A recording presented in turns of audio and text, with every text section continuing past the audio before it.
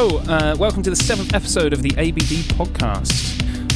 I'm Chris, I'm the drummer from the band Awake by Design and the host of this podcast.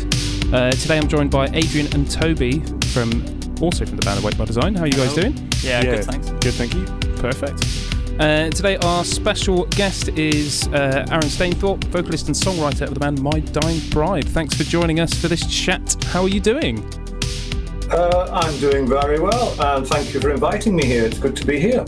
Yeah, no, thank you for joining us. It's a good way to spend a Friday night, especially given that a lot of live music and being able to go out and all that kind of stuff is off the cards and stuff like that. So I hope everyone can. Now, I'm kind of expecting you guys to do a bit of a jamming session so we can all enjoy a bit of the Awake by Design. That'll be good with the latency. Start playing and then 3 minutes later I come in with the drums, just like a normal band practice. No.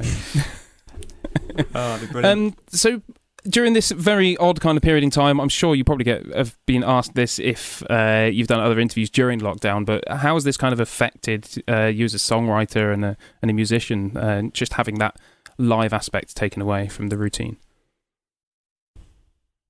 We are in somewhat of a unique position, really, because our last performance was September 2017. So we were kind of hoping that 2020 would be our return to stage. And unfortunately, it wasn't because of the pandemic. But we just carried on not playing live. So we'd already done 3 years of not playing live. 2020 was the fourth year. 2021 might be the fifth year of not playing live. So it's just an extension of that, really. It hasn't hit us like it's hit most other bands who are touring or are about to tour and who have toured recently on the build-up to the pandemic. They are being hit very hard. A lot of bands, for a lot of bands, touring is their main income, if you like, because of merchandise sales on the road can generate a substantial amount of income. And if a band is doing perhaps 100, 150 shows a year, then the pandemic has wiped them out. And we feel really sorry for these guys. Yeah. But honestly, for a band like My Dying Bride, even in a good year, might do 15 to 20 live shows. Okay. So it's not a big impact on us. And as I mentioned, 2017 was the last time we played live. So the pandemic, it hasn't had that great an impact on us, really. And indeed, we managed to release a brand new album in March 2020, a year ago now, and an EP in November, and Peaceful re-released one of our albums. So we had quite a bountiful year last year, to be honest. Yeah, you've still been very busy. So I know the pandemic is rough, really rough for a lot of people. For us, it's just a continuation of sitting on our asses.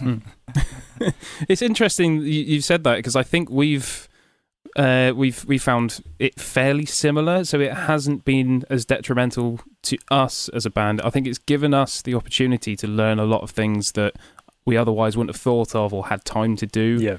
Yeah. We've released an album last year at the height of lockdown, and we found it probably didn't do any worse, or even maybe did better than it would have done if we had have released it on whilst touring or whilst trying to play shows and stuff. And we're not a band that play a huge amount of live shows either. I don't think we've played that many. Obviously, we were hoping to change that this year. Yeah, we were hoping to do some sort of tour and hopefully get out to Europe. But I mean, that's going to be quite a while yet until everything sort of goes back to normal. And the album release show as well, which we kind of were pre-planning and stuff. But it's so, we've all had the rug pulled from underneath us now, which is a real shame, because it's a double blow, really, because we haven't just got the pandemic, we've got Brexit to deal with as well, which is really going to clobber bands. Bands who want to play on the continent, anywhere outside the UK, there's going to be weird taxes we all have to pay, and it's just going to be more expensive. And it was already expensive, and it's just going to be more so now. So when we're finally released by the pandemic, then got the Brexit wall to get over. So it's 2021 is going to be as tough as 2020, no doubt. Absolutely. It's funny as well, because Brexit was on the news all the time, and then obviously COVID-19 happened, and that sort of took the forefront of all the news. So now we're sort of coming slightly out of it and coming back to some sort of normality. Everyone's realised, oh yeah, there's Brexit to deal with now, and you're right, it's going to be a massive pain for the music industry, as well as many other industries as well. But for the music industry, especially for bands at a Weight by Design's level, we're trying to sort of get a name for ourselves, trying to get out there. We want to try Europe, and it's going to be very difficult to get out there and sort of make a decent profit and, you know, and have everything at a good level. It's going to be very difficult. It's not going to be easy.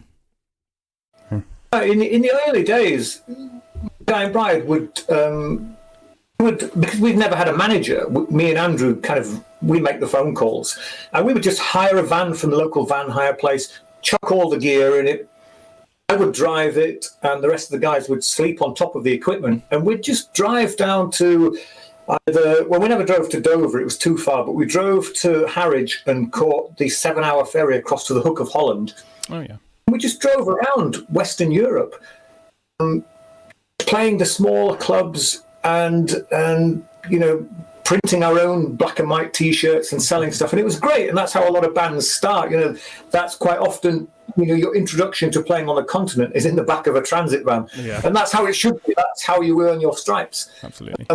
And there were, you know, this was at the time when there wasn't the euro either. You know, they had guilders in Holland, Deutschmarks in Germany, French francs, and so we had pockets full of weird currencies. And there were still a couple of countries you needed to show your passport at the border, but it was still easier 5 years ago than it is now. Now, if we hired a tour bus now, obviously, we'd get stopped at Calais. They'd want all kind of papers, and we'd have to pay for this and that, and it's just a nightmare at the moment. And I've heard that MP Harriet Harman is trying to find a way to get a Europe-wide working visa for bands. Yeah. And I've heard Elton John saber rattling, and Roger Daltrey from The Who as well is trying to back up this campaign to make it easier for bands to tour. I mean, these guys, and they've admitted it, they can afford it. An issue for them. They're doing it for us because it's too expensive for us, and we don't want to be prohibited from playing in Europe for financial reasons. We want to go there. That's where, I mean, they have such broad-minded music, love for music on the continent. We have to get our music there. Our music struggles a bit in the United Kingdom, to be honest. That's why we don't play live that often here. For us, a British tour is Manchester and London. That's it, because no one wants to see us anywhere else. And then we hit the continent, and we have a ball in mainland Europe. And unless something can get sorted out, we won't be doing that again. And there's been some ideas and some suggestions, none of which are brilliant, but we need to just work our way through them. And I'm sure a solution will arise at some point which will make it viable.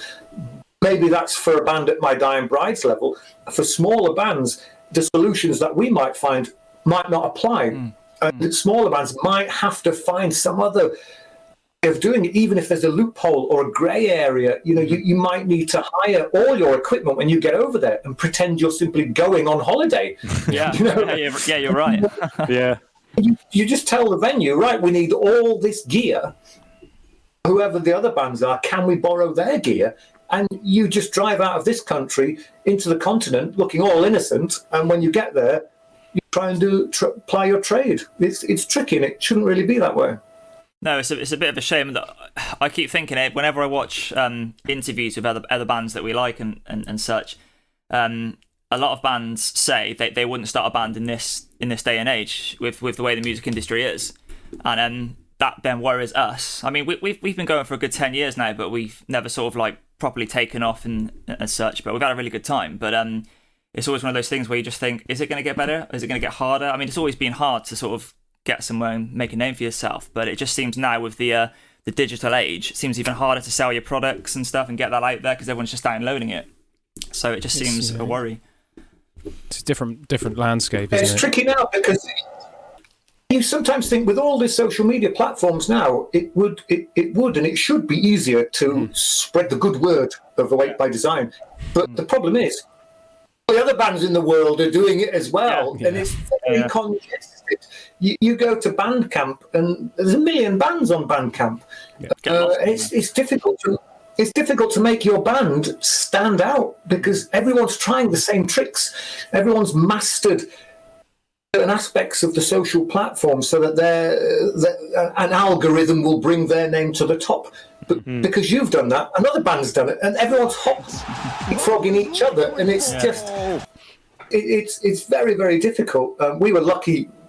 My Dying Bride started 30 years ago, before all this crazy stuff happened, and established ourselves way before the internet was as popular as it is now, and I think that stood us in good stead. And we've embraced social media, but in the last sort of 5 years, I only joined Facebook about a year or two ago. I'm just as everybody's leaving. I was very late because we were a very private band, and we never shouted about ourselves very much. Perhaps we should have done, but I don't know. But it's only in these last few years we've kind of found a digital voice, and we've kind of been politely waving the My Dying Bride flag, saying, "Look at us, aren't we good?" And we still do it very gingerly. I don't know. Some people probably laugh at some of my Facebook posts because they're very rudimentary. There's nothing flash going on. And sometimes, people say, "Oh, you don't do enough stuff on Instagram." And I look and I think, "Oh, I put 3 things on in the last year. What's wrong with that?" But I don't want to be one of these people who feels they're almost forced to post something every day. Because after a while, you're going to end up posting trivial stuff, which is meaningless to everybody, including yourself. Yeah. You get obsessed, and you get hooked by the figures, the likes. And if you start to see those likes drop, you'll become desperate to do some other random act in order to gain more likes, and you'll become a parody of yourself. You become a fool, a character, a monkey entertaining people just for the likes, for the clicks. After a while, you will have lost your identity totally because you're obsessed with thumbs ups. And I never want to be like that, and that's why I don't mind. I don't mind putting stuff on Facebook once a week and forgetting I've got an Instagram account. I've never tweeted, I don't see the point of Twitter when you've already got Facebook and Instagram, but that's a dinosaur speaking. For me, Facebook and Instagram is more than enough, and I have both of them turned off on my phone. And so when people send me a message, I choose when to look at those messages. My phone doesn't. I turned all the alerts off. So when I'm in the mood, put my phone on, and I'll go and look to see if there's messages. And of course, there's fucking hundreds, it's great. It also means, okay, I've got an hour free. I'll go through the messages and I'll talk to people. I'll correspond with people who found time to ask me a question. So I will work my way through them. But because there's quite a lot, I often don't get through them all.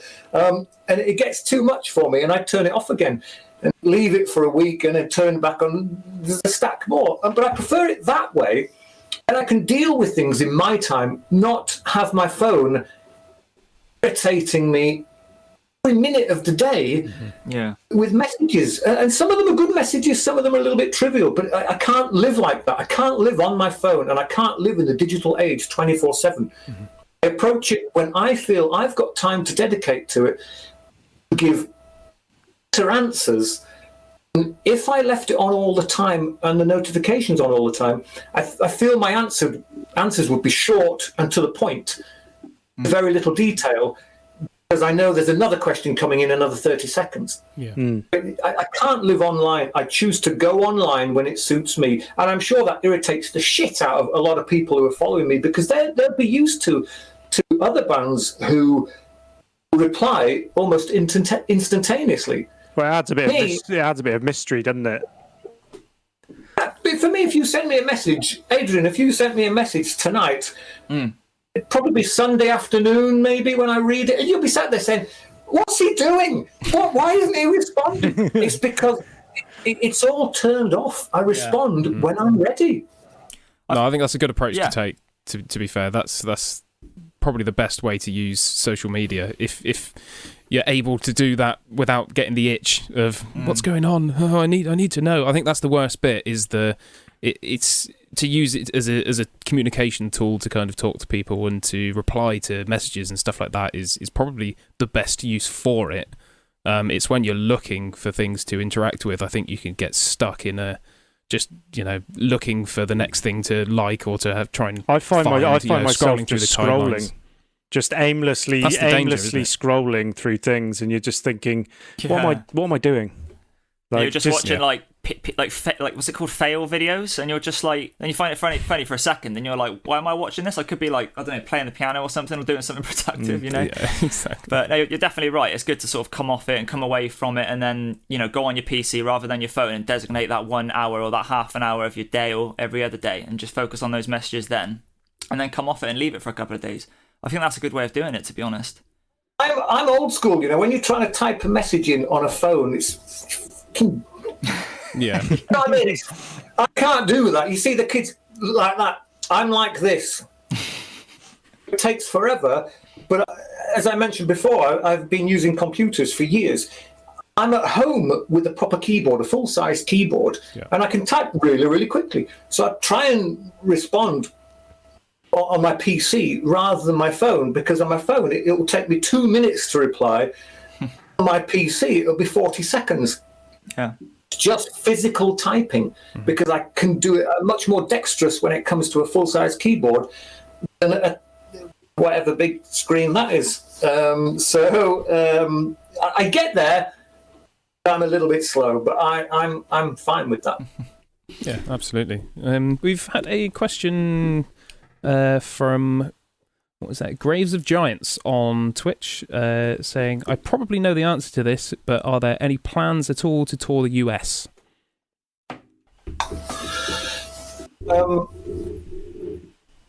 Some plans in. I saw some touring suggestions about a month ago, but because everything's still up in the air, even the ones that are in Western Europe, right on our border, are still in doubt.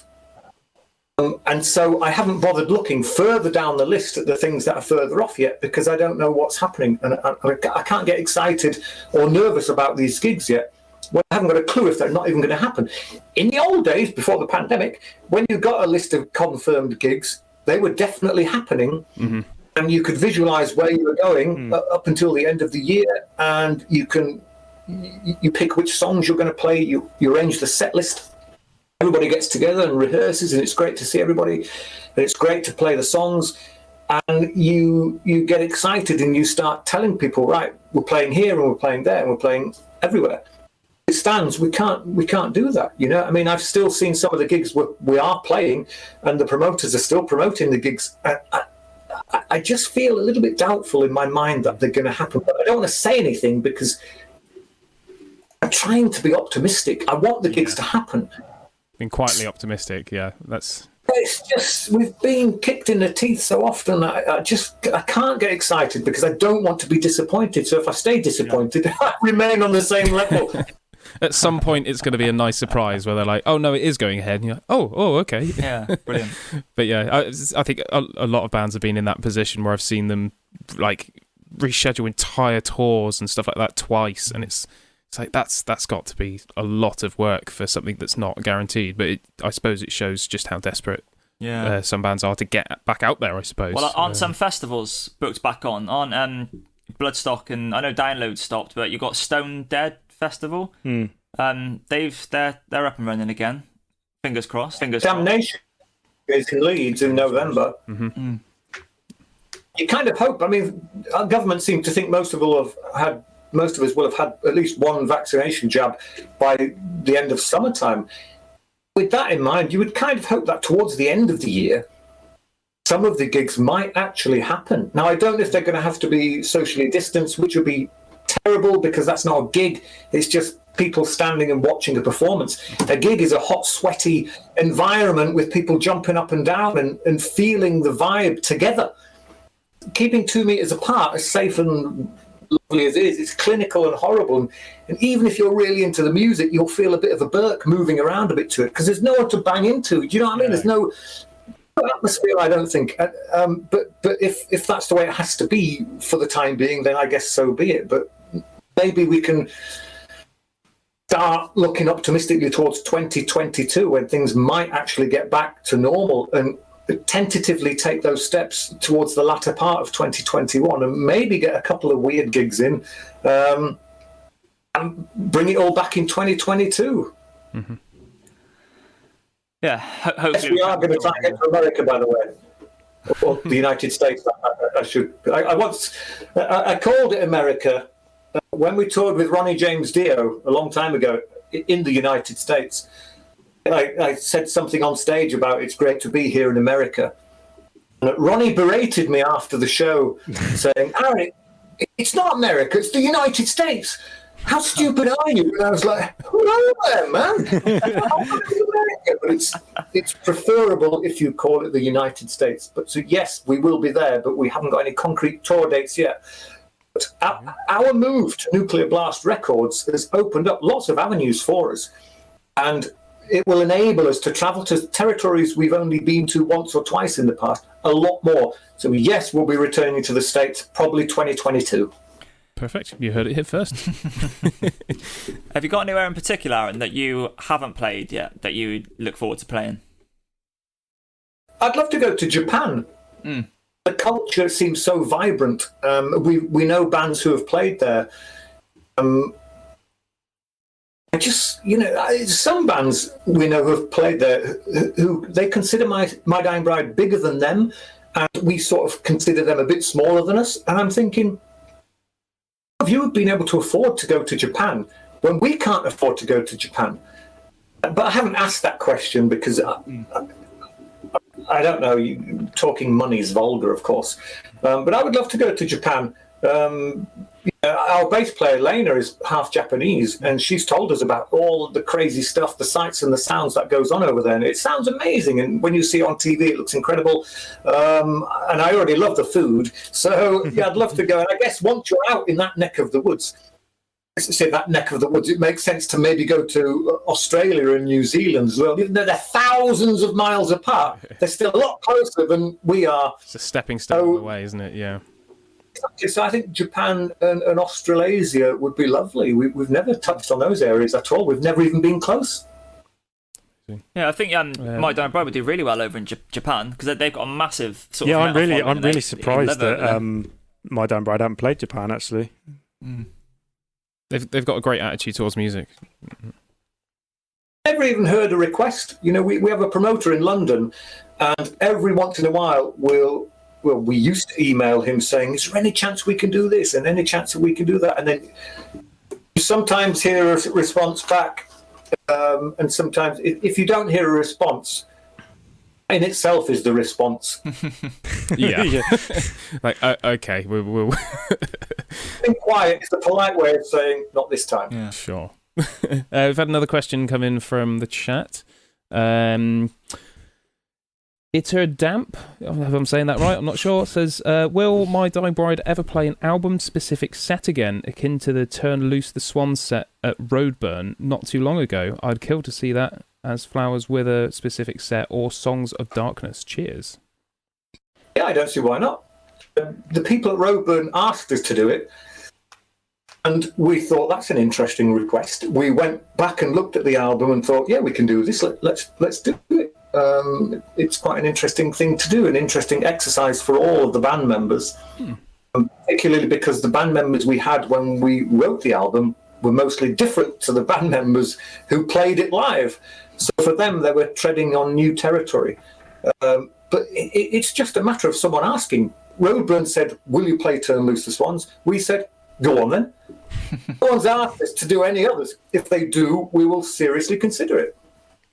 Brilliant. It's got to be quite an undertaking to do a full album and stuff like that. It's I don't think it's something I've ever done, but it's definitely something that does sound like a really cool thing to do. Some of the songs you won't have ever played, I assume. Maybe one or two of them you may have never played. So you have to kind of look at how they're going to work live and everything. And that in itself, I guess it's quite a bit daunting and a bit.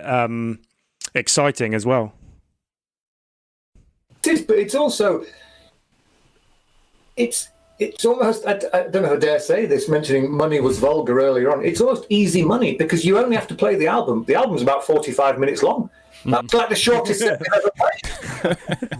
If we were to play a line of Deathless Kings from start to finish, I'd like to see that, but Yeah.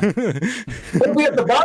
We'll be at the bar before, it's easy to do. And so, in fact, we should instigate more of those ourselves, so we can do a gig that's less than an hour long and then have a few drinky poos with the fans. The set list is easy to figure out as well. There we go, done. Right, next. Yeah, you don't even have to introduce each song. They already know what's coming. I hope you've brought your CD, read the back, and you know what's coming up.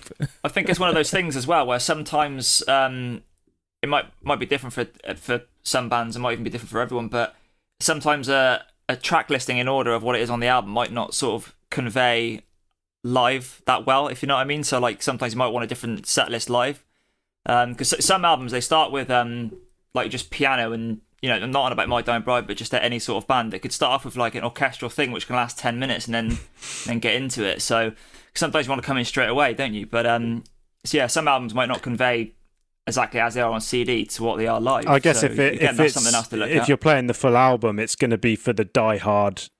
It would be for the people that are there watching it. Most, I would have thought, would be the diehard fans that will know every second of that album and will have waited for that moment to see it in its entirety. We saw a similar thing when we played the 70,000 tons of metal, the Caribbean cruise ship, which is an amazing. If ever you get the opportunity to do that gig, it's brilliant.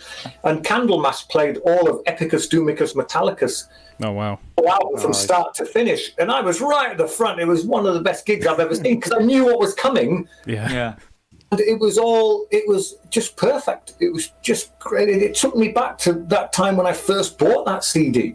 And suddenly I was 20 years younger again and just really loving it. And because you think, particularly if an album was released some time ago, that's an era that is now in the past. And we are now here 2 decades later. You'll never relive that again because we've all moved on. So when a band does do something like that, it takes you back to your youth. Mm-hmm. I rarely stand at the front of any gig going, fuck yeah! I was there. Absolutely loving it like I was 15. It was fantastic. It brings you back, doesn't it? Especially knowing that the other people there are part of that kind of community as well, that have the same kind of, I've waited to see this whole album as well, and you're kind of all in the same boat together. It's a pretty unique experience, really, isn't it? It's brilliant. Yeah, I loved it.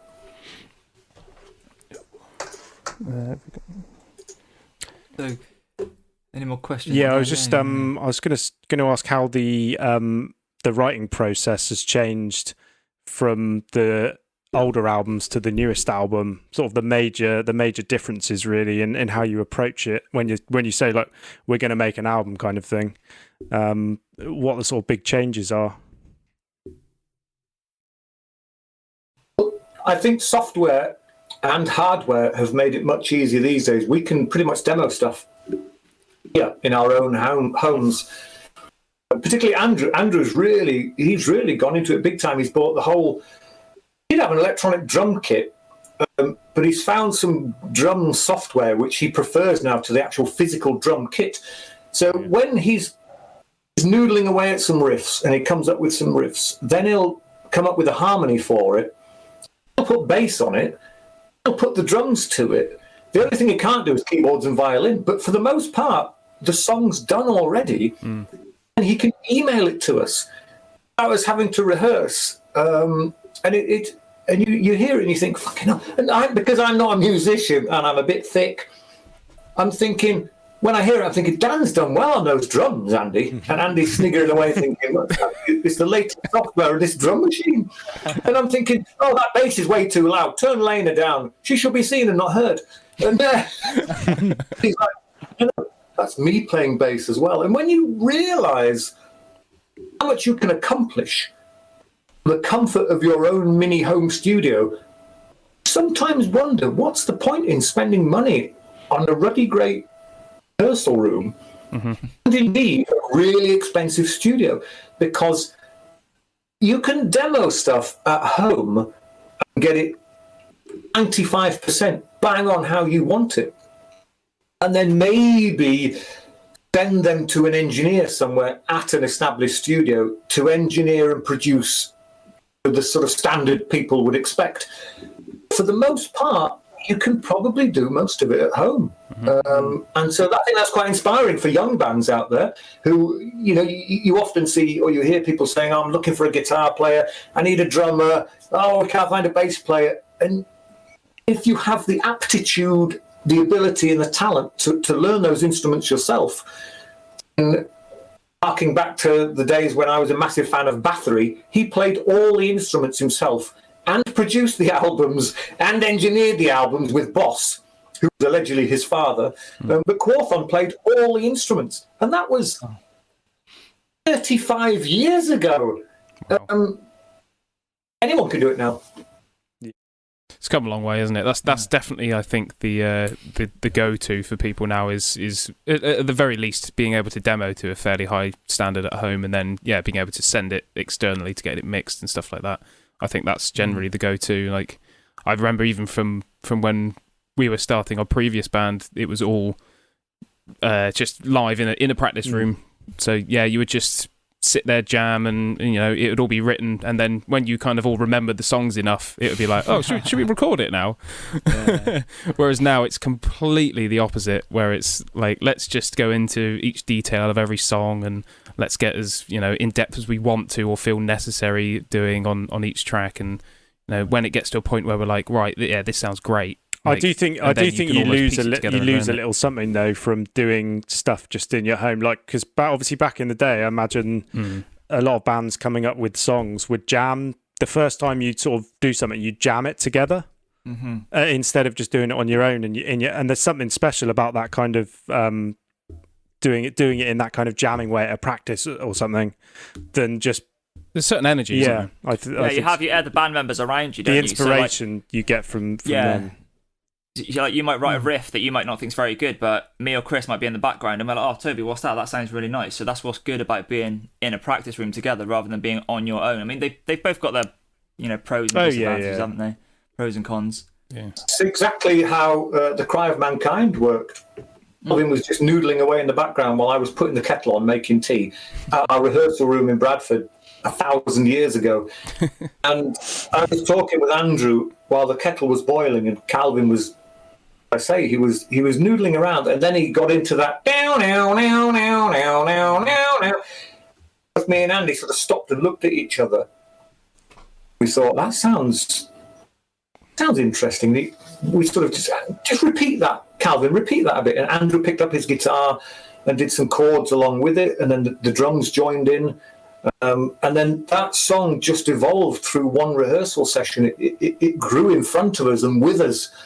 The things we gave to it, it gave back to us, and we were like at one with it. And there was an atmosphere in the room, and the hairs on your arms and the back of your neck was stood up on end, and you just knew something was happening right now. Those times, they're rare. It's always good and interesting and fulfilling to create a song together in the same environment at the same time. And the digital side of it, and the isolated side, if you like, works. Right, you do miss that camaraderie of building a song together, which actually, funny enough, I spoke to Andrew a week ago, and he's come up with a whole bunch of new riffs and is keen to begin writing some new material.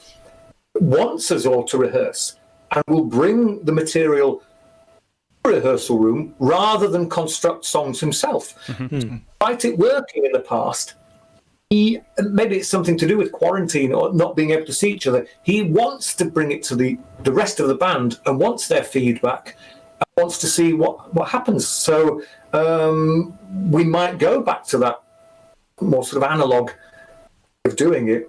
For the next album, whenever that might be.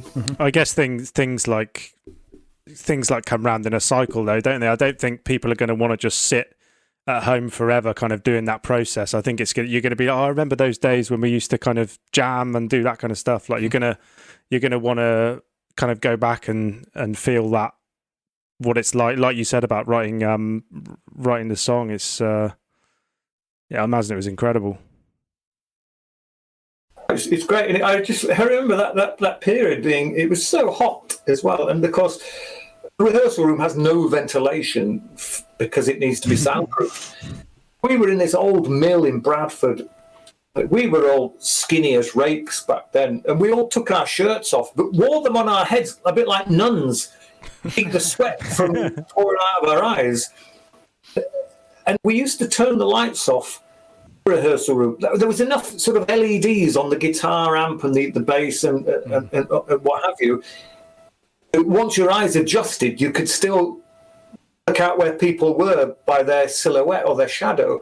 And anyone who walked in must have thought, who are these weird? Because we'd light a few candles as well.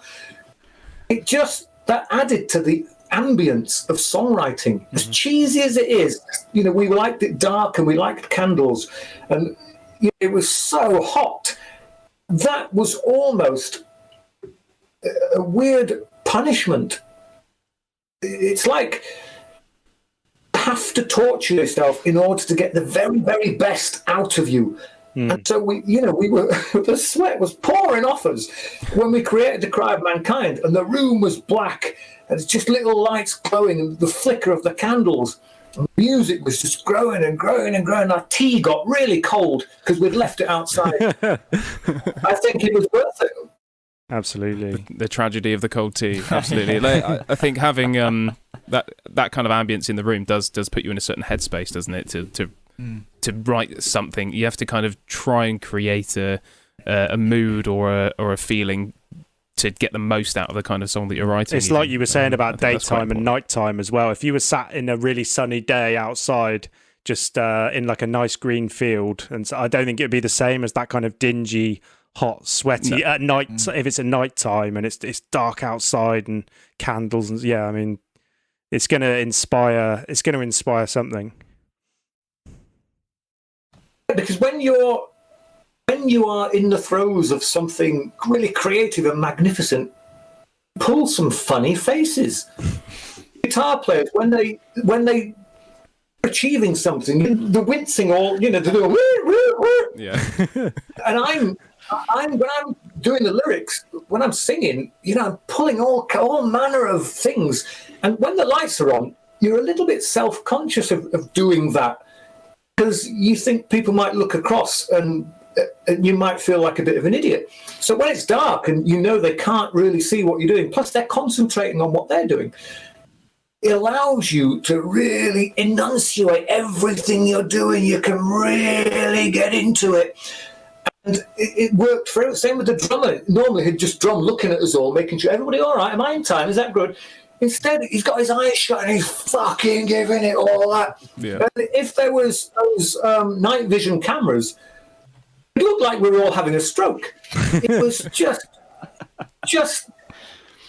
have to allow yourself to just let go sometimes. And the darkness allows you to do that, so that self-conscious aspect is removed, and it really allows you freedom of expression. And like you said as well, in that moment, nothing else would have mattered. No, you wouldn't have been. You wouldn't have been thinking about the daytime or your job or anything that was going on. You'd just be thinking about that in the moment, completely in the moment, which is rare, which is very rare. Like at a band practice, definitely. Yeah. Is there any way you sort of when you're touring, do you look after your voice? Do you have like herbal teas, or is your voice can you just crack on and then be absolutely fine just drinking, or just after a few gigs does your voice sort of fade away a little bit, or? Well, I don't do anything to look after it. I just drink tea. I drink tea during the day and wine and beer in the evening, and I eat anything I want. Well, I think most we've ever done. We've done 7 gigs in a row. It was, I think, towards the end of the last gig, you just get a little bit croaky. Particularly the death metal vocals aren't quite. They're as loud and as aggressive as they were on the first day of the tour, but you can't hold the notes as long. You're nipping them off a little bit because not that you're out of breath. I mean, I've got massive lungs. I had a breath test for some football thing I used to do years ago, and I blew the thing off the scale. But I've got massive lungs.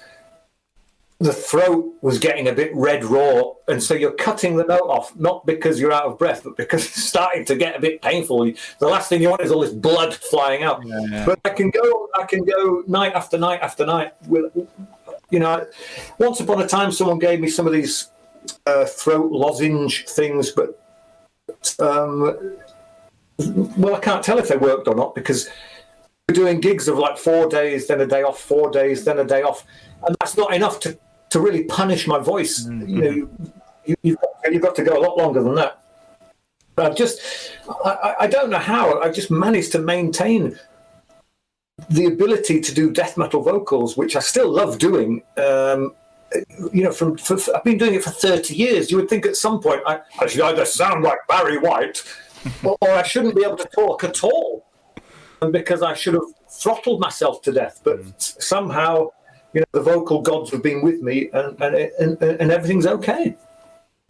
That's really good. It's really luck good. Sometimes, isn't it, of being able to do it, and other people suffering like vocal fatigue and stuff like that, isn't it? It's luck of the draw a lot of the time with longevity and being able to do tours and stuff like that. Definitely, I think, as much as it is technique. It probably helps. It helps I don't smoke. Yeah, probably, that'd be massive. Yeah. Smoking might make it better, but I'm not going down. It helped the growls. Yeah. Freddie Mercury smoked loads, and I don't understand how he had a voice like that and smoked. It's unbelievable how he did that. I don't know, but I don't think anything was going to affect his performance, though, was it? Let's be honest. You get into a habit as well, don't you? Because I remember Freddie saying he didn't want his teeth fixing. He was very self-conscious about his two front teeth, because he felt that as soon as he had an operation to fix his teeth, it would ruin his voice. Mm-hmm. And his voice was the most important thing. But clearly, smoking, he probably daren't stop smoking, because he might think, his whole daily routine would probably, after a while, evolve around, right, I have 3 coffees, 6 teas, have some carbohydrate, a bit of protein, 6 cigarettes, and I need to do that day in, day out in order to maintain. It becomes like a superstition. Yeah. Mm-hmm. You don't break from that, because if you do, it could all be over. Your world could come tumbling down. So people maintain that same thing over and over again for fear of losing their gifts. Yeah, absolutely. I think it's quite a common thing, isn't it? Like, this is working for me. Let's keep doing it for as long as possible. Like, whether it is or not, I suppose. I think we've had another. We have one religious thing, which I simply have 2 beers before I go on stage. That's the only superstitious thing I ever do. I just need a couple of little beers just to take, nothing will take that nervous energy away, but it just dulls it enough for me to be able to walk out on stage without my knees giving way. We used to have a similar rule, but it was to stop certain members of us drinking more than 2 pints. So that was only have 2 pints before you go on stage, and then we might be good. Yeah, exactly. We've only ever drunk too much. We're in Holland somewhere. I can't remember the venue, but we'd had a little bit too much before we went on stage. As I was preparing, took my T-shirt off, went to put my shirt on, and for some weird reason, I thought it'd be a great idea to shave an inverted cross into my chest. So we got somebody's clippers, because I think I had long hair at that time, so someone else must have had some hair clippers. I shaved this massive inverted cross to my entire chest and stomach. I put my shirt on and felt proper rock and roll and strutted out on stage, and I've messed up all my lines. So I won't be doing that again. I think we need to hear some more tour stories if they're going to start like that. So, that's pretty wild, to be fair. We've done a few funny things, but that's for another day. For the AVD podcast after dark. Yeah. It's Dan P. Sorry, I mispronounced the name in chat last time. It's Dan P. Sorry. He's asked another question. Will there ever be a 4th instalment in the Sear Me series?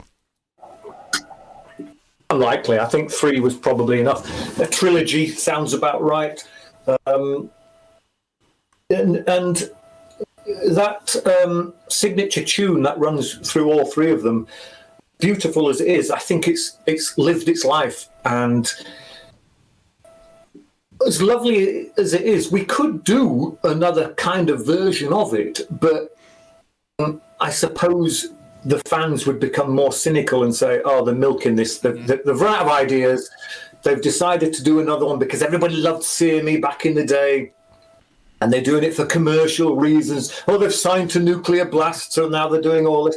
So I think even if we fancied doing it, really weird version, I suppose, a brand new version, perhaps with more classical instruments, and even if it looked good on paper and sounded good in rehearsal, I don't think we would really do it, because I think people would just say, really? I think 3 was enough. I think we'll leave it there. That's fair enough. Have you got a particular album that you think is your favourite out of your whole back catalogue? Well, it was the Dreadful Hours for a long, long time. And I don't know if it still is. It was Dreadful Hours because I think from start to finish, I loved every song on the album. For me, the album was a complete unit. I couldn't pick one song out of it and listen to that. I had to listen to it from start to finish, because that's how it was. Like eating a meal. You want to eat all of it. I suppose you do pick at different bits, but I like to devour the whole of the album all at once, and there's not a dull moment for me throughout the whole record. Saying that, I mean, I haven't listened to some of our albums for a long time now, so and it's nice, it's kind of a nostalgic trip when you decide. In fact, I never decide to put on a CD. There's always somebody somewhere instigates it and plants a little seed and prompts you to, why don't you put on Songs of Darkness? And you think, I haven't listened to that for a decade. You put it on and listen to it. You do that nodding and smiling and thinking, oh yeah, this is great. And when I reread the lyrics, I think, oh, this is brilliant. And I really get into them. So I guess I need to listen to them more, maybe over the course of 10 days, and then maybe I'll be able to pick a new favourite, or maybe the Dreadful Hours will continue to be my favourite album. I don't know yet, but they're difficult to choose, because I know everybody says it, but they're like your children, You helped create them and nurture them and bring them to life, and then sell them to people. And so when someone says, which one do you prefer, it's difficult. And again, we've worked with different people on different albums. Calvin's been and gone. Rick, the original drummer's been and gone. Martin, the violin player's been and gone. Hamish has been and gone. All of these people brought things to the table. They're no longer with us. So when you listen to a particular album, you remember the people and the time that you did it. And there are some albums that are stronger than others, but you prefer them for the life that you lived at the time it was recorded and written. So, you might pick one where the production's not great. We didn't have a lot of budget, but it was the time and the people and the place that made it special to me, which is only to me. Someone who's bought the album will feel completely different to me. It's the same with all our albums. When I listen to Turn Loose the Swans, I don't listen to it the same way that someone who bought it listens to it, because I was there and I saw how the songs were created. So it's like, who's that guy in Coronation Street? Our European fans won't know what I'm talking about. The guy who's been in every episode of Coronation Street means he can never watch Coronation Street. As adored as it is by millions of people, he'll never know what that's like. Metallica will never know what it's like to listen to Master of Puppets like we listen to Master of Puppets. Yeah. I'll never know what it's like to listen to Turn Loose the Swans like other people do. It's just one of those quirky things. Yeah. I think the Dreadful Hours was the first My Dying Bride album I got. Mine as well. Yeah. Yeah, was it? Yeah. It's your favourite, isn't it, Toby? Definitely my favourite. Close to like Gods of the Sun, but I think it's definitely the number one. I think mainly because I got it first, probably. You get the you get the memories from the kind of the first kind of album you get from a band, I guess. Like when you're first impression is huge. When you're getting into kind of, it was a bit later than when I was getting into metal, but it was kind of the first My Dying Bride album I got, and it was definitely definitely incredible album as well. I think my favourite. That's why I always mention Master of Puppets, Metallica. That was my introduction. I heard Master of Puppets at this nightclub we all went to called the Frog and Toad in Bradford, and I was blown away by it. When you hear Master of Puppets through humongous speakers, it just sounds phenomenal. And I'd never heard anything like that before because it's not something that appears on British radio very often back when it was released. So had I not gone to this club at that time and been exposed to it there and then, I wouldn't. The affection that I have for it now. For me, Master of Puppets will always be Metallica's greatest album because that was my introduction. And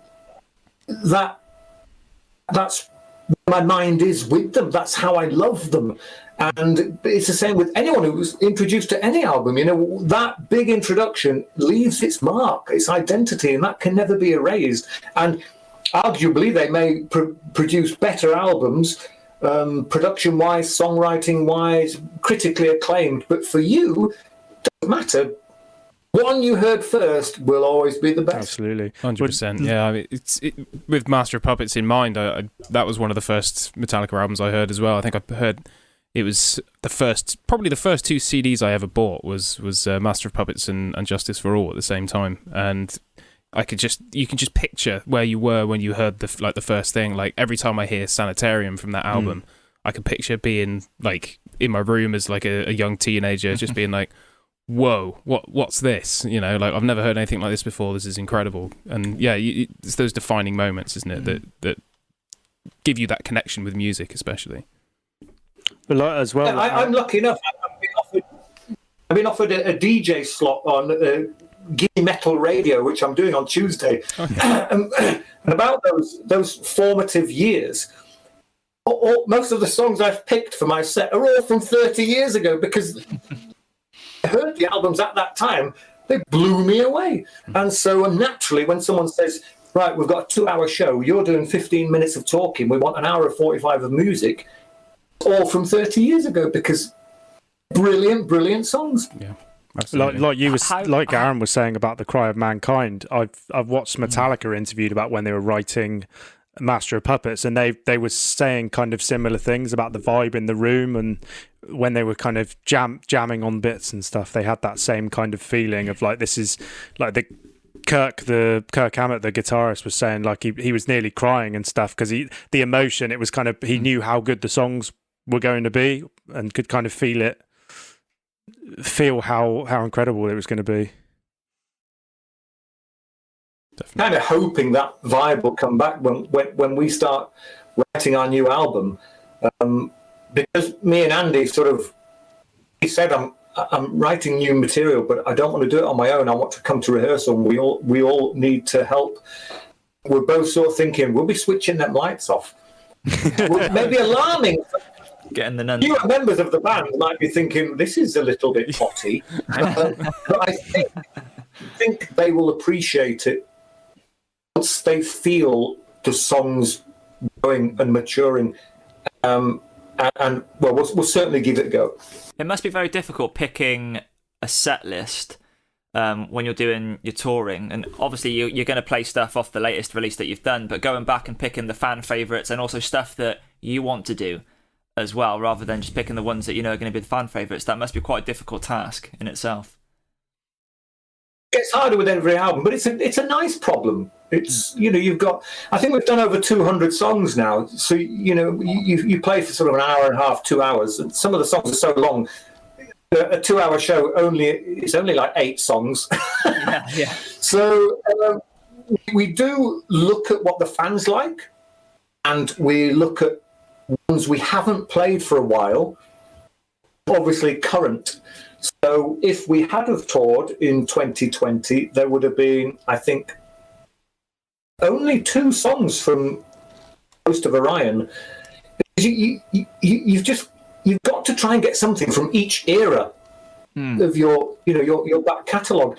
And if we do 4 or 5 songs from the Ghost of Orion, it means some of the old classics need to get elbowed out, and we don't want to do that. So there would only have been 2 songs from the Ghost of Orion, and then Turn Loose the Swans, The Cry of Mankind, a couple of other classics, and then would have thrown like maybe a B-side in, or a couple of quirky ones that want to play live because we haven't trod that territory for some time. And for us, you have to throw some of those kinds of songs in because it keeps it fresh and interesting for us. If we had to play the same stuff over and over again, it would just be monotonous. And you'd see us all looking at our watches halfway through the gig thinking, Jesus, when is this over? And I never want that to happen. And that's another reason we don't play many shows, because I don't want to think, oh God, I've got to do this again for another 120 times this year. We pick and choose where we play in the world, and we decide how long we want to play for and which songs we're going to choose. Because we're able to do that, the songs are really special, the gigs are really special, and the fans have known this for years now. So when we turn up in Paris, people know that, okay, this is My Dying Bride haven't been here for 8 years. We better go and see them tonight because they're probably not coming back for another 8 years. So the place is packed. Yeah. And no gigs building up to it, and there's no gigs after it. It's just a lone gig in France. So everyone shows up, and it's marvellous, and we have a great time. Everyone has a great time. If Paris was just number 46 in a row of 100, the atmosphere wouldn't be there. We'd walk out on stage, get on with it, that it finishes soon so we can all get to bed and roll on to the next place. We never want that to happen. So 15, 16, 17, maybe 20 gigs in a year, that's enough for us. That's quite a good way of doing it, isn't it? Because it makes it, like you said, it makes it more passionate, more energetic, and it kind of feels more real. And you feel like you're giving yourself more to the fans, I suppose, rather than, like you said, doing about 1 million shows for a tour. Yeah. Yeah, it's moves the focus to the crowd and the fan rather than the workhorse of a band that has to earn money because they from touring and stuff like that. You can tell that the will is there to have a really good experience at a live show and not to just churn out as many shows as humanly possible. I think that's a trap that you can get caught in the music industry these days very easily. Of all we can do is tour. We need to tour, and you can see so many bands doing it. And looking at like the troubles that bands that have had that haven't been able to tour, and even the ones that have just been able to climb down for a minute and look retrospectively at what they've been doing and say, I don't want to do it anymore. I'm out. The huge names that have quit bands and the all that kind of stuff quite recently is just kind of shocking to see. And you're like, okay, even at the top, it's not great. It's and that's, as a smaller band, that's what you kind of look up and you aspire to. These huge multinational, powerhouses of music and business and all that kind of stuff, and you're like, wow, that must be like feeling like being on top of the world to be where these guys are. And you realize sometimes it's not, and clearly the industry has had a bit of an impact on that kind of thing. It's almost sad to see in a way that you can tell that some of them have lost that relationship with their audiences and stuff like that you mentioned about, maybe not doing the whole tours but making it a really special event where certain people are going to be there, and it's a really hard feeling to replicate. It just has to happen. It's not something you can make happen. I don't remember sacking any ex-band members of My Dying Bride. They've all left because their life needed more attention. They've simply grown tired of doing this. And I can understand that, Even, we signed a deal. We were on Peaceville Records for 20 years, I think, and then we moved to Nuclear Blast Records, which is a step up or two up in anybody's book. Sure. And even that wasn't enough to keep hold of Calvin, who left, and our drummer, Sean Taylor-Steels. They both left on the eve of the recording of The Ghost of Orion. You just think, that seems a very odd thing to do. The songs are really strong. We've got a great label backing us now. The immediate future is looking very bright. Mm-hmm. Two of them jumped ship. Yeah. It left us scratching our heads thinking, well, what frightened them off? And we haven't really got answers back from them. But I think it's just life. Mm-hmm. People just, I don't know, they just think, maybe when it gets a bit too serious, people think, I liked it when we we sat in the back of transit vans and had a laugh and got drunk and fell about on stage. When it starts to get more serious and the ante is upped, puts the frighteners on and people think, do you know what? I'm not having any of this. It's not for me. And we've had loads of members quit in the past. Unless Andrew's been sacking them behind my back, but I don't know. Scandal exposed. Yeah. Hell of a time to find out. I had a bit more of a... But I mean... Sorry, Chris, what were you going to say? Sorry, Karen. I was just going to say that we see exactly that happen so often. Like even at like very low level, as soon as it starts to get above a certain, okay, every other weekend maybe we'll have a practice or do a show. As soon as it kind of kicks above that level, it's like I'm out.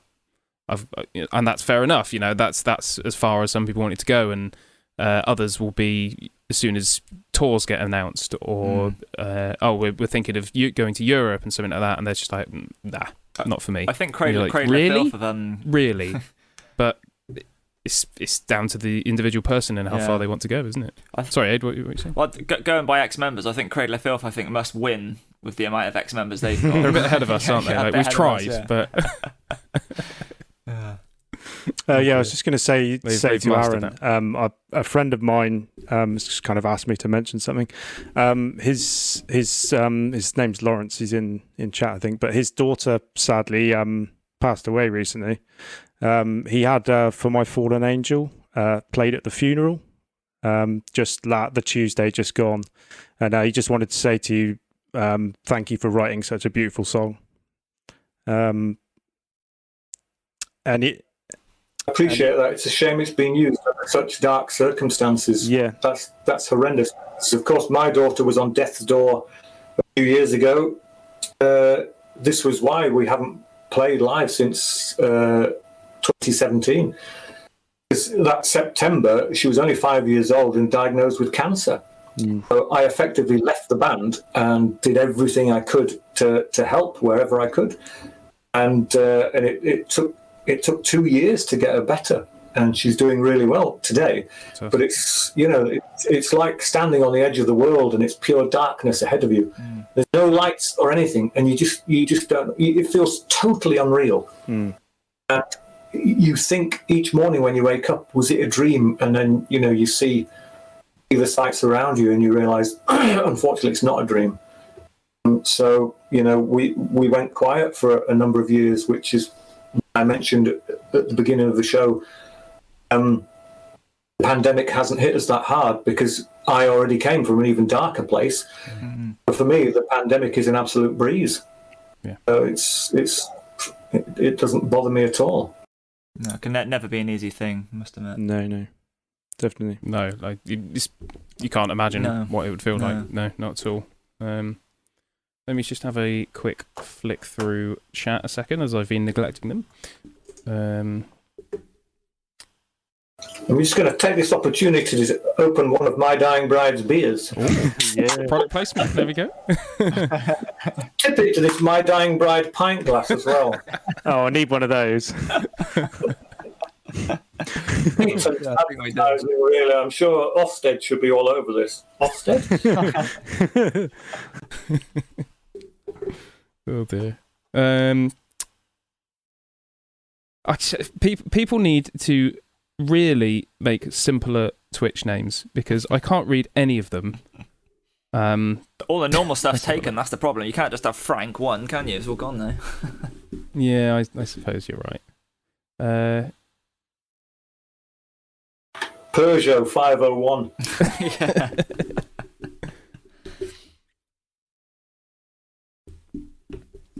Yeah. Quite a Pinex? Something like that. I had a go. Sorry. That was a good. What are these usernames? This is what I'm up against here. You see, it says, Aaron, do you remember the worst summer festival you played at? Nice. Could you remember the worst summer festival?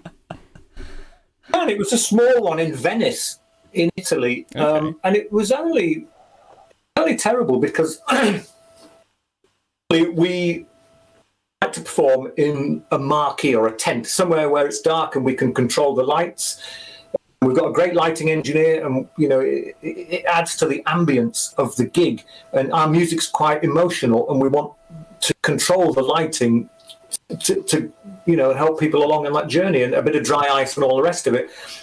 And the intimacy of having people sort of squashed in a little bit more just helps, and it makes for a really good, passionate show. Fortunately, the one in Venice, it was on an outdoor stage, and we were looking directly into the setting sun. It was just, I spent the whole gig like that and like this.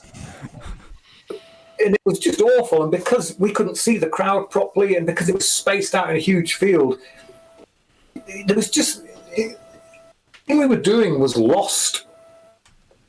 The atmosphere, we had no control over anything. It was pointless. Our lighting engineer was totally wasting his time, and you'd blow the dry ice out and the wind would simply take it straight away. It was awful. Mm-hmm. And then afterwards, only in the evening, I can't remember who was headlining, but we were backstage having a few drinks.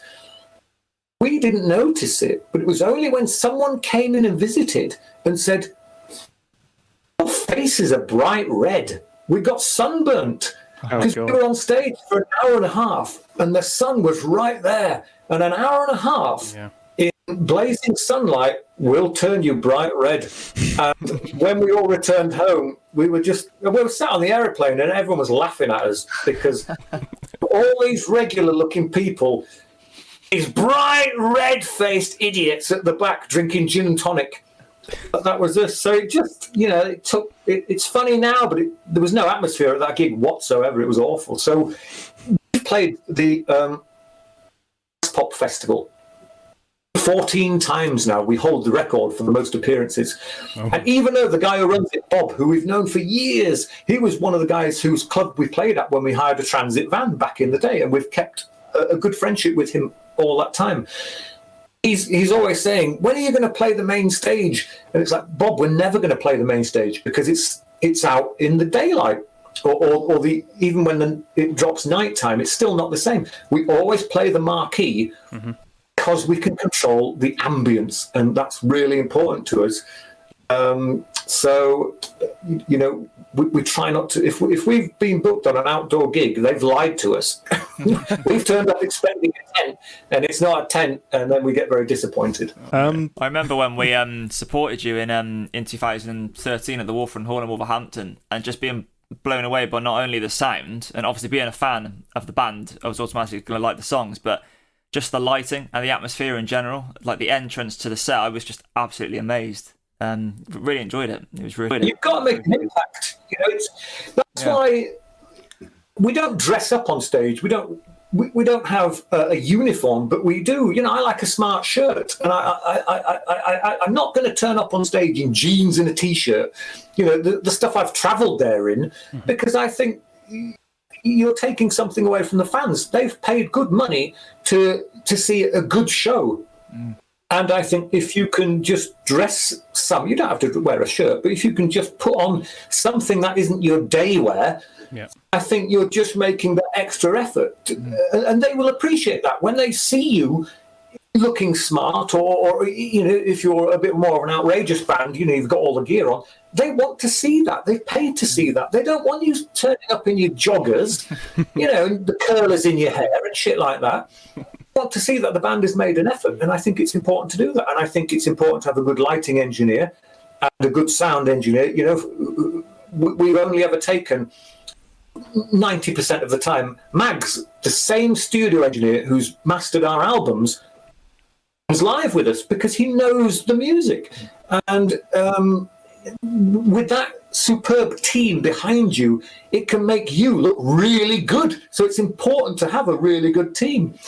I've just recently contributed to a charity song for the charity Stagehand, which is to help out crew because they're all out of jobs at the moment. All the tour bus companies are selling their buses because no one's buying them. The truck companies are selling their trucks. So these people really need a helping hand. And there's a song called In Solitude, which is coming out on May the 4th. And all proceeds to that will go to Stagehand. And Cradle of Filth are on it, My Dying Bride, tons of other bands. So please check that out. Amazing. Yeah, I think I've heard something I saw a post about that. Saw a post it does yesterday, I believe. Yeah. Yeah, absolutely. Yeah, it's great. Great. Yeah, everyone should check it out. It's a big thing as well. It's easy to forget that like the amount of work that goes in behind the scenes, and with the crew and stuff like that, and having people to work with that know you and know your material and know your sound is so much of the battle a lot of the times. Like having to play the small clubs and work with the in-house engineers that are just kind of like, yeah, there you go, I'm off for a fag, see you in half an hour, like oh, okay, sure. And then going from to having someone that's like, oh, I know you need to boost you here and reverb here, and you need people you trust like all around you all the time, especially in your position. You need, when you go into a situation, you just need to know everything's going to run smoothly, because there's so many people kind of relying on it. Or that people are going to know what to do when things go wrong. It, yeah. Absolutely, yeah. It's a hard Definitely. to find. We've always treated our crew as friends. Mm-hmm. When we travel anywhere in the world, we're all chucked on an aeroplane together. We don't sit separate from the crew. We're all there together. We're all drinking gin and tonics. We always drink gin and tonic. I don't drink gin and tonic anywhere on an aeroplane. In the tour bus, the crew sleep wherever they want with the band. It's not, well, we're at the back, you're at the front. There's never any segregation between band and crew. In the dressing room, they can come and go. They can eat all the food. They can drink the drinks. Everything is there. My Dying Bride, and My Dying Bride is everybody involved in that tour. It's not just the band, it's the crew as well, and the crew are our friends.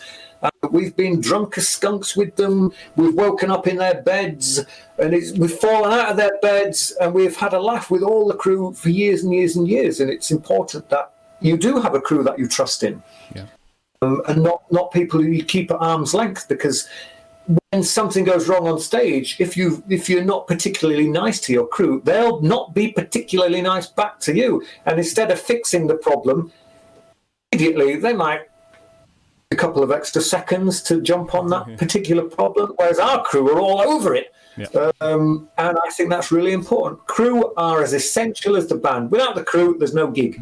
Absolutely. I couldn't agree more with that. That's definitely. We've had one more question from Dan P. Did you approach how you do death metal vocals differently after taking a 3-album break in the mid to late 90s? The death metal vocals on the Dreadful Hours onwards are much more varied than those up to around 1994. In brackets. Sorry, guys. That's okay, Tam. Well, I took a break from the death metal vocals just because I thought I was writing lyrics that I wanted people to hear. And when you do death metal vocals on lyrics you're really proud of, you've quashed the quality of those lyrics because people can no longer audibly hear them. They can read them, of course. It loses a certain degree of impact. So I wanted people to hear the words that I'd written. I'd spent such a long time composing. Didn't want them drowned out with death metal vocals. And also the music took on, I think, a slightly lighter note, although, of course, it's still very melancholic in places. And then I don't know what switch flicked. Oh, right, I'm going to bring back the death metal vocals. I think I just missed it. Mm-hmm. I brought it back, and it was great, And, I did a little bit on the new album and on the new EP, and there'll probably be some on the next album. It just comes and goes now. And I think the music will dictate in the future how I approach my vocals. If the music is punchy and hard and in your face, then it's probably going to be a death metal style vocal because the tempo and the ferocity of the riffing demands that kind of vocal attack. If it's more of a meandering harmonic guitar approach, then I think the vocals should somehow go along with that and hold hands together, if you like. So we'll look at doing that in the future. In the early days, I just death metaled everything because it was fucking ace. And now, I've grown up a little bit, and it's nice to think a little bit more about, right, this passage is quite an ambient piece. Let's do some whispering on this. And then as soon as the tempo changes, there's a key change as well, and we've gone up. And we're really sort of pounding away, then you can feel it, and your adrenaline runs along with it, and it's a natural thing to shout out. And that's why we all love heavy rock music, because it's adrenaline fueled and we all want to shout out, and that's what we do. We like doing that. And so there'll be more in the future. If saying that, if we start writing songs in the near future, if it doesn't warrant death metal vocals, I'm not going to throw them in because I'm looking at the album thinking, it's a bit barren of aggression. Maybe I should just throw a few in. They'll stand out like sore thumbs and won't work. So you look at the way the music's developing, and if you can see it moving towards that aggressive style, then you think, okay, we're limbering up for something a bit hotter now, and it just works. And so we'll just take it. We'll just go with the flow, go with the feel. If it feels right, do it. If it doesn't feel right, you can leave it for an album or two. Or some people will complain and say, "Oh, it's all clean vocals again." But it will come back. It's just the mood at that time. I'm not going to put something in the album because everything that's there is there for a reason. Absolutely. That's it. It's got to be because you organic. want it to be there, like, and it suits. And yeah, absolutely. It's like, rather than if you start going into the whole right. People have been saying they want this, let's write this. It kind of goes in a different direction, doesn't it? It works the same with guitars, doesn't it? We've never had a map of an album. We've never said, right, it's got to be 8 songs, 3 at 5 minutes, blah, blah, blah. We'll have a slow one, a medium one, a fast one. We'll start one with piano. It never works like that. You just write. You feel is right at the time.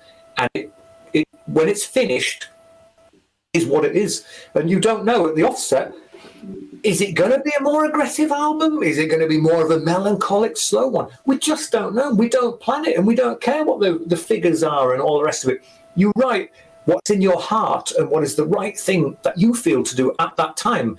And it's only later on, particularly feedback from fans, and they'll say, "Oh, this album reminds me of like Gods of the Sun," and you're like, "Does it really? I can't see that because I was inside creating it, not outside observing it." So you just have to go with the flow, and if it turns out to be loads of death metal, fine. If there's no death metal, fine. It's what it is. You have to let it grow naturally. You shouldn't force any issues. Luckily, Peaceville never coerced us into writing some sort of radio-friendly song, and Nuclear Blast haven't done the same either. I know other bands, they get told, particularly by their manager. As I mentioned, we don't have a manager. Me and Andy are the bosses. People will be told, if you don't do a 3.5-minute song where it's verse, chorus, guitar solo, bridge, verse, chorus, you're out. Yeah. So they do it, and they hate it, but they've done it in order to remain in the music business. We've never had to do that. We had artistic freedom from day one. And if that stops, I'm out. Yeah, that's really good to have. That was actually going to be my next question to you.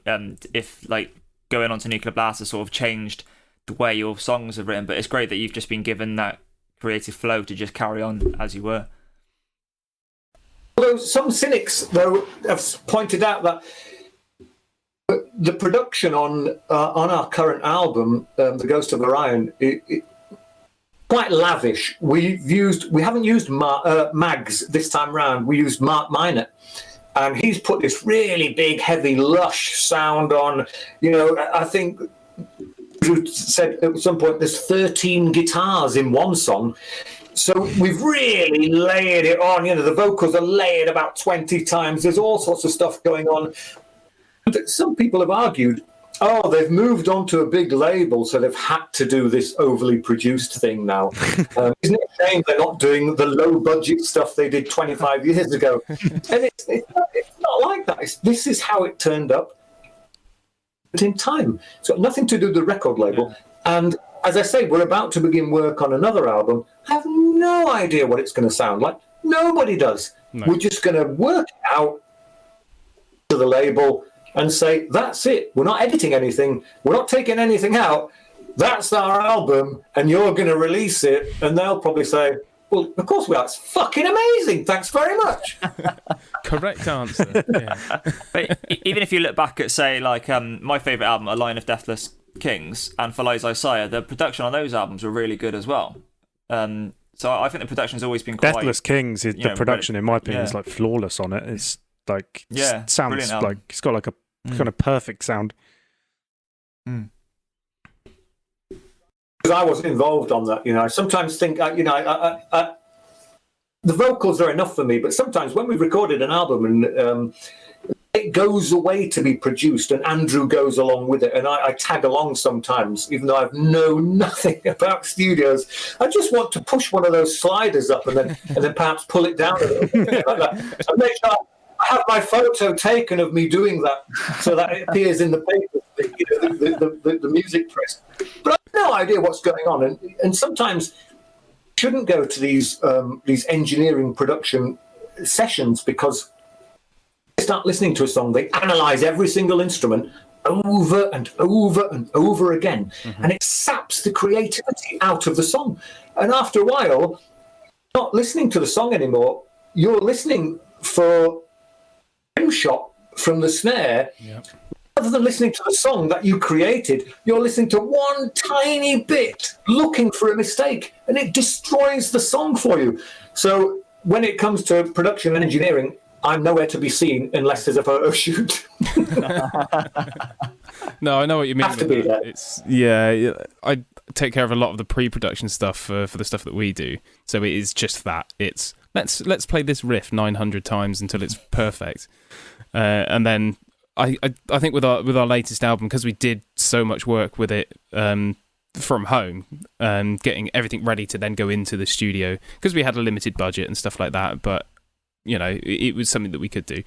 I think it was a case of, right, I'm not going to listen to any of this, so I sent off the final pre-production and all the stems to be mixed and stuff like that, and I was like, right, let's not listen to it for 8 months or something like that. So when I come back to it, I am actually nicely surprised that I remember some of these things. I forgot about that. And but no, I know what you mean with that. It's you do get a bit blind to the song for looking at the parts and the hearing, trying to see, what frequencies do I need to take out here and all that kind of stuff. It does ruin the creativity side of it, definitely. But it is another interesting side to it. I was just wondering. Absolutely. Sorry, carry on. Andrew composes most of the songs, particularly in current times, and he can sit there and after recording an album and listen to every song in the most minute detail is beyond me. Or maybe because he created the songs, that he wants to be there to listen to every single note. But it would destroy every single song for me if I had to listen to it 100 times. That'd be Adrian who does that in this band. Well, but that's the thing. That you're right. When you're like the main songwriter or the person who's written that song, you do need to hear it like that because you need to like fine tune every little moment. But you are right in a sense as well. If you're listening to the same keyboard or piano section over and over, and you're thinking, did I play that as well as I could have? And you start going a bit crazy, don't you? I mean, well, I did anyway. You can't tell anymore. No. Like when I was doing the mixing the other day, I just got to the point where I'm like, does this sound good, guys? Because I can't tell anymore. I was like, no. You need some kind of outside influence because you've just listened to the same track for 2 days. And you're like, whatever. It's just release. No, you're like, no, need to put it away, come back later, and try and have some objectivity. With our last album, we were quite lucky as well. The self-titled one, the one that we just released. We had Carl Groom mix it from Threshold, and he liked our original album anyway. He's a big fan of My Dying Bride as well, actually. But he sort of gets on music, so it's quite nice to have a producer that likes your stuff and knows what you're sort of going for and is willing to take that chance to change a song that you might be surprised of how it sounds. So it's quite nice in that way.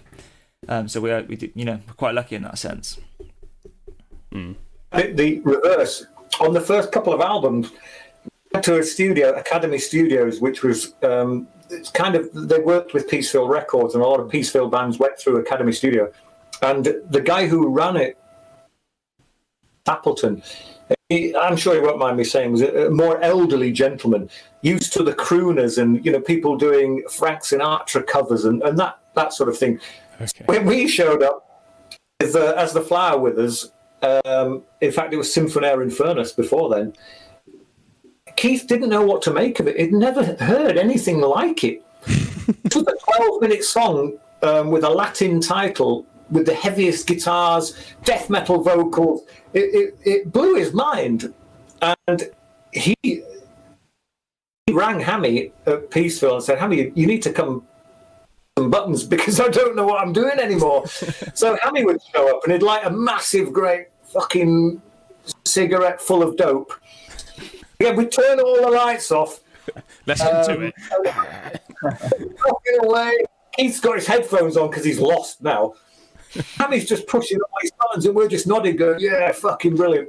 The first few records were just produced like that. No one knew what they were doing. We just thought, if it sounds good, keep it. If it sounds shit, delete it. Yeah. And we just stumbled our way through the first couple of albums, including Turn Loose the Swans.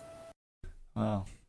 That's what we got to do, isn't it? Yeah, that's the attitude to take, though, isn't it? If it sounds good, keep it. If it sounds shit, get rid of it. You can't go too wrong with that ethos. I wanted to ask you quickly about what it was like to be involved in the Holy Trinity shows with Paradise Lost and Anathema. It was great fun. We'd known these guys for years. We'd gig with them, particularly in the early days. We released our one and only demo tape, Towards the Sinister. And we were lucky in Bradford, there was a small venue called the Cellar Bar, the Queen's Hall Cellar Bar. And the Queen's Hall was the big venue upstairs, the Cellar Bar was the dive downstairs. But you could hire the room out for £50 and charge anything on the door. So we did them. We got together with Paradise Lost and we did gigs with Cathedral, Anathema, Pitch Shifter, all kinds of bands from back in the day. And we did these gigs and it was like £2 to get in for 3 bands. That's a bargain price even back then. Yeah. And you just hoped that by keeping the fee to the gig really low, you would flood the venue with people, and then it's selling the T-shirts. That's where you made your money, and it worked every time. Mm-hmm. And so we'd work with these guys at times. And it got to a stage where PL were doing their stuff, were doing their stuff, and we were doing ours. And we didn't cross paths very often, except maybe at big festivals. Mm. And then it was PL's birthday, and we know their manager, Andy Farrer, very well. We've known him for years as well. And he gave us a rang and said, do you fancy doing a couple of these gigs? One of them never happened. I can't remember which one. There were supposed to be 3, but only 2 happened. And I can't remember why the third one didn't happen. But the 2 we did do were fantastic, absolutely blinding. It was great to sit and watch Anathema do their stuff. We did our stuff. It was great to sit and watch PL do their stuff. And it was all, slapping on the back and well done everybody afterwards. And it would be great to do them again. Awesome to see it again, definitely. How was your tour with Iron Maiden in the 90s? It was 95, was it? When you toured? Yeah, that was brilliant. Yeah. It was one of the best experiences we've ever had, as you can imagine. We got to play soccer on their football team as well. And it's just amazing, pulling on that Iron Maiden football shirt and doing you limbering up a little bit with Steve Harris stood next to you. It's just like, this is like a weird, surreal dream going on right here. And then you jog out onto the pitch. On the very first match, we were in Sweden, in Stockholm, and guitar player Andrew scored the very first goal. And it was just like brilliant. And then Rick, our drummer, scored the second goal. And Steve Harris was over the moon. He's like, I've got some right ringers in here. And we proceeded to lose by 6 goals, but that's by and by. We played in Milan and we played in Glasgow. And they were just the football matches. And then we played with them all around Europe. It's a big venues as well. Mm. And we had the time of our lives. It was absolutely great. I can imagine that was, every band's dream. Yeah, pretty much. to play with Iron Maiden, isn't it? And we really kept our noses clean, We didn't act all rock and roll and that. And we tried to be nice, polite people because we are, so it wasn't a big ask. And there was a time when, for some reason, Nico couldn't make it to sound check.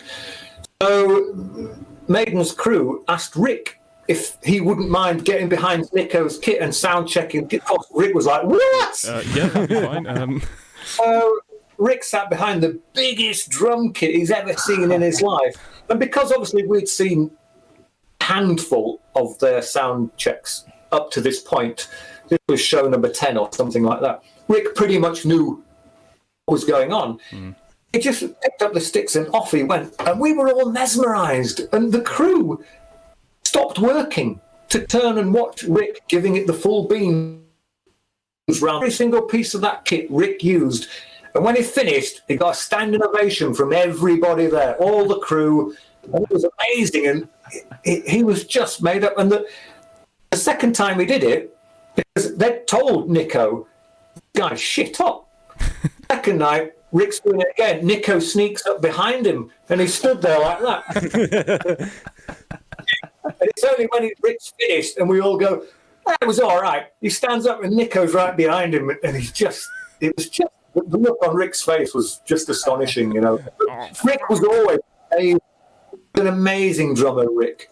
Probably still is, and a very, very nice guy, and you can see how that would have absolutely made his decade, for sure. Yeah, absolutely. Wow.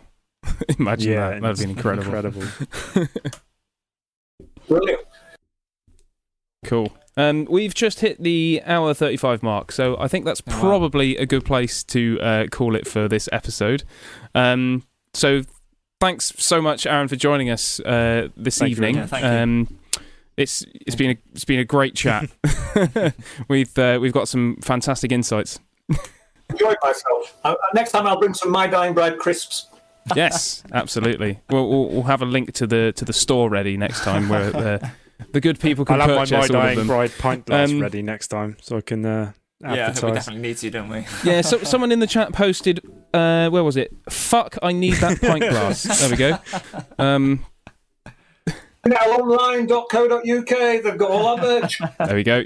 You know where to go. So head over there now and buy yourself a pint glass. Well, thanks for tuning in, everyone. If you haven't already, give us a follow. We do these podcasts. We say monthly, try to be. Sometimes it's 2 weekly. Sometimes it's once every 3 to 4 weeks or so. But yeah, we're as you can see, going through a new section of getting guests on, which I think is going quite well. I think we're off to a flying start. It's only downhill from here. But if you've liked what you heard, you can support our podcast by going to our Patreon, which is on screen now, which is patreon.com/Awake by Design. That just goes in to help us keeping the podcast going and making it as best as we can, because obviously, like everything else we do, is on a shoestring budget. So if you want to, no pressure. But yeah, do follow our Twitch channel and social media to get notified of when we do these things. And we do loads of other things as well. So we've got some interesting projects with live stream music and stuff like that coming up. And whenever we do anything at our studio, it's all live streamed as well, so you can check us out there. So thanks a lot for joining us, and we'll see you all in a couple of weeks. Thanks, everyone. Good night. Cheers. Everybody, bye-bye. Bye.